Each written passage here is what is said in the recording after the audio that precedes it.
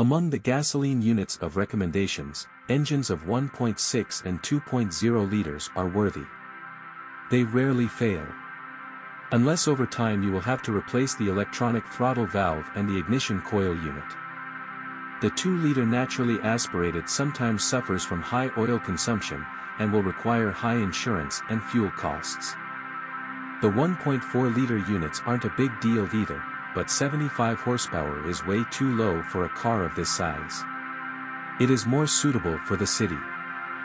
The reliability of diesel engines is not much different from similar engines of competitors.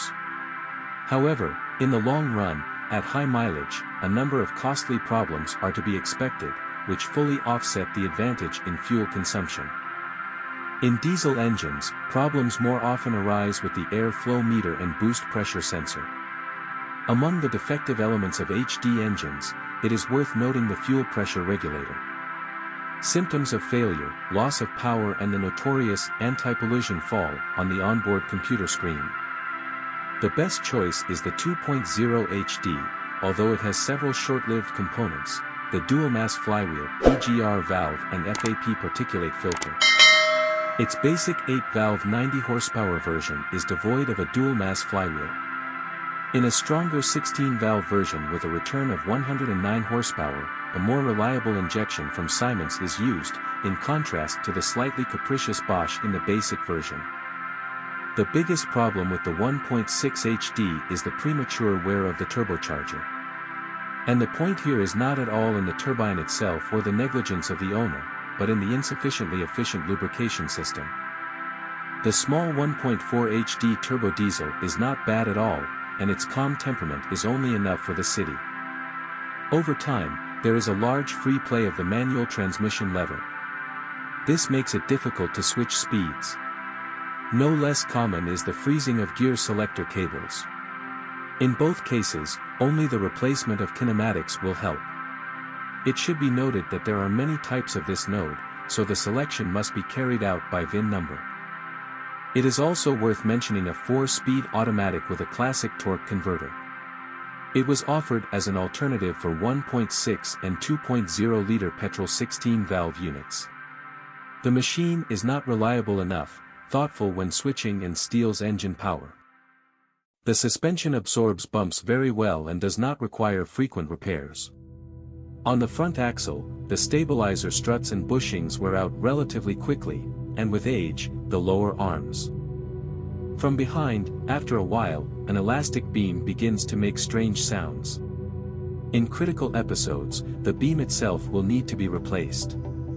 Sometimes the steering rack also acquires play. Without a doubt, the Peugeot 307 has earned a bad reputation when it comes to reliability. It was the copies of the initial period of production that took good care of this. However, after restyling in 2005 the situation improved significantly. In the Peugeot 307 of the first years of production, even fires occurred, the causes of which were a short circuit in the electrical wiring in the electric power steering or ABS pump. Some vehicles have experienced fuel leaks during refueling due to a faulty tank vent valve.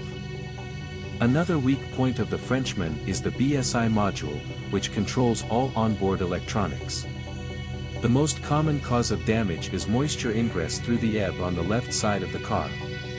More often, the problem is exacerbated after replacing the windshield, microcracks appear, and this is enough to damage the electronics. Sometimes it is possible to get off with a simple drying of the block. The curve installation of the audio system, alarm system and other current consumers can also disable the module. In addition, many Peugeot 307 owners note excessive sensitivity of electrics to dampness. As a result, there are malfunctions in the operation of the electric power steering, gas pedal and trunk lid lock, and various kinds of errors are displayed on the onboard display. Another unpleasant feature is the failure of the turn signal switch. The lever does not return to its original position, instead of the left pointer, the right one turns on and vice versa. The reason is burning contacts and wear of the plastic elements of the switch. Fortunately, repairs are possible, but they require a lot of experience and specialized tools. One of the minor but annoying problems is that at high temperatures the image on the display is smeared, and horizontal and vertical stripes appear. This is a factory marriage and there is practically nothing you can do about it. A common disease is a tailgate that does not open. As a rule, it is not the lock mechanism itself that breaks, but the control wiring. Unfortunately, the electrical harness can be damaged in the most unpredictable place. The wiring is long, so even the sealing will have to be disassembled. The body received decent corrosion protection and good torsional rigidity. If during the inspection rust is noticeable, and in the test race the body knocks and creaks strongly, then most likely this instance has been in a serious accident. Peugeot 307 is an interesting alternative for cars from Germany or Japan.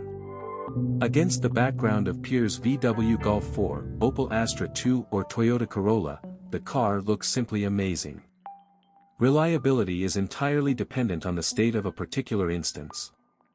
But sometimes, even this does not guarantee the absence of problems with electrical and electronics. The advantage of the 307 is good body protection against corrosion, glorious gasoline engines and relatively inexpensive spare parts.